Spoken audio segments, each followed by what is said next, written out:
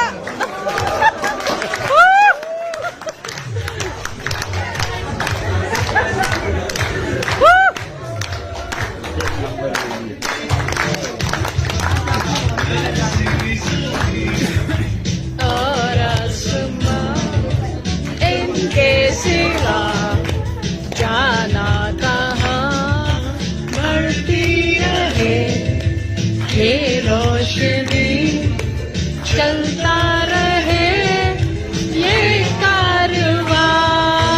दिल दिल पाकिस्तान जा जा पाकिस्तान, दिल दिल पाकिस्तान जा जा पाकिस्तान, दिल दिल पाकिस्तान जा जा।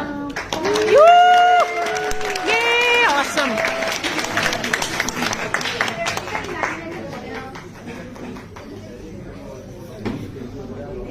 मेरा ख्याल है हमारा मैसेज जो है वो बड़े वाज़ेह तरीके से सामने आ गया कि मुख्तलिफ सकाफतों की अमन की ज़बान इन हमारे बच्चों ने बहुत कम दिनों में तैयार किया ये टेबलो और अच्छे तरीके से आपके सामने पेश किया।